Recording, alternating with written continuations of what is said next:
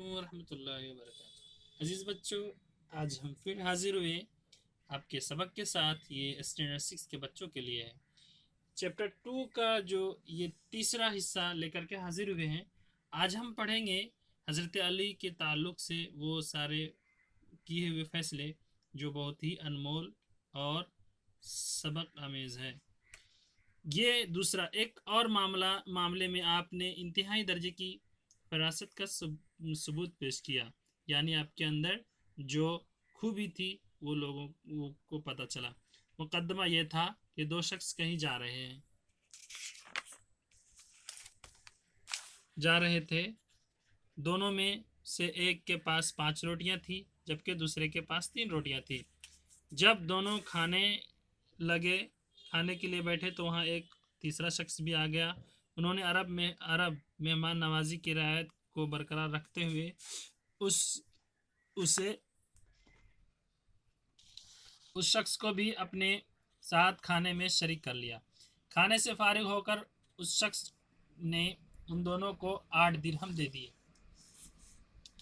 جس شخص کے پاس 5 روٹیاں تھیں اس نے 5 درہم اپنے پاس رکھے اور باقی 3 اپنے ساتھی کو دے دیے۔ جس کی 3 روٹیاں تھی لیکن 3 روٹی والا شخص اس تقسیم پر راضی نہ ہوا، یعنی ایک کے پاس 3 روٹی تھی اور ایک کے پاس 5 روٹی تھی، تو انہوں نے کھانے کے بعد 8 روپیے دے رکھے تھے، تو جن کے پاس 5 روٹیاں تھی وہ 5 رکھ لیے اور جن کے پاس 3 روٹیاں تھی 3 رکھ لیے، لیکن 3 روٹی جس کے پاس تھی وہ اس فیصلے پہ راضی نہ ہوا اور نصف درہم یعنی 8 میں سے 4 درہم طلب کیے، یعنی آدھا آپ لکھ رکھیے اور آدھا میں رکھوں۔ حضرت علی کے سامنے پیش ہوا۔ انہوں نے سارا ماجرا سنا کر 3 روٹی والے شخص سے کہا، یعنی حضرت علی نے جب سارا ماجرا سنا تو 3 روٹی والے شخص سے کہا کہ تم اپنے ساتھی کی بات مان لو، فائدے میں رہو گے، نفع میں رہو گے، نہیں تو مجھے انصاف کے ساتھ فیصلہ کرنا پڑے گا۔ وہ شخص اس بات پر راضی نہ ہوا۔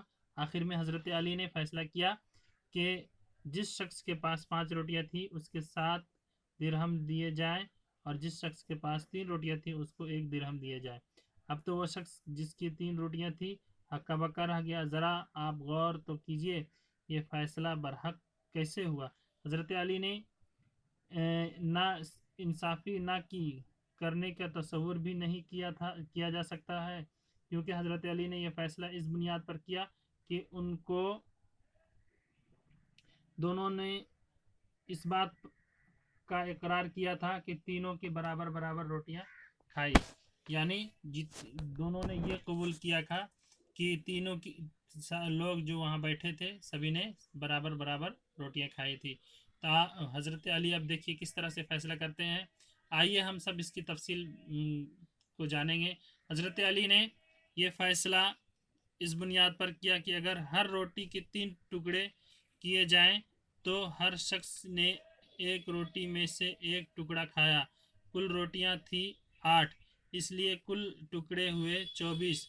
اس طرح ہر شخص نے 8 ٹکڑے کھائے۔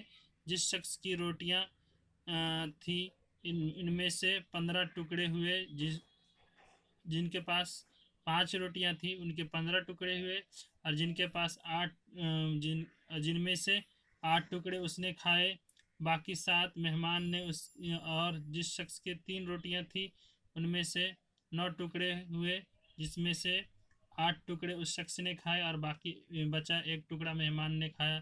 لہٰذا 5 روٹی والے شخص کو 7 ٹکڑے مہمان کھائے، اس لیے 7 درہم اس کو دیا، جبکہ 3 روٹی والے شخص کا 1 ٹکڑا مہمان کھایا، اس لیے اس کو 1 درہم دیا ہو گیا نا انصاف۔ غرض حضرت علی نے اپنی فہم و فراست سے بہت سے فیصلے کیے۔ حضرت علی کو آج بھی لوگ نہایت عزت و تکریم کی نگاہ سے دیکھتے ہیں۔ وہ اعلیٰ درجے کے مدبر اور منتظم بھی تھے، یعنی فیصلہ اس طرح سے کیا کہ وہ آگے آنے والا سائل کا منہ بند ہو گیا اور کسی طریقے سے سوال بھی نہ کر پایا، نہ اس میں کسی طریقے سے سسپیشن ہوا۔ اب دیکھیں حضرت علی میں کیا خوبیاں تھیں۔ حضرت علی کی خوبیوں کے بارے میں اس سبق سے پتہ چلا کہ وہ بہت ہی اچھے فیصلہ کرنے والے تھے اور ہمیں بھی ان کی طرح نڈر اور بہادر اور انصاف پسند ہونا چاہیے۔ اس سبق سے ہم کو یہ سبق ملتا ہے کہ حضرت علی کی طرح ہماری زندگی ہونے سے ہم دین و دنیا میں کامیاب رہیں گے۔ اس میں سے کچھ الفاظ آج بتاتے ہیں، کچھ الفاظ اگلے سبق میں۔ ابو تراب مٹی کا باپ، لہٰذا اس واسطے امانت سپرد کی ہوئی چیزیں۔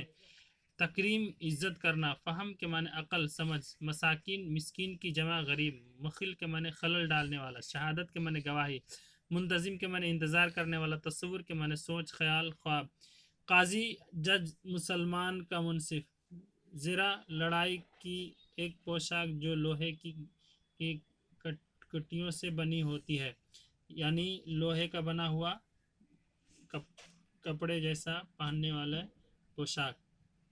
کنیت وہ نام جو ماں باپ بیٹا یا بیٹی کے تعلق سے بولا جائے۔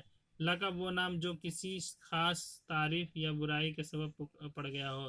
خطاب تعریفی لقب جو احکام کی طرف سے دیا جائے۔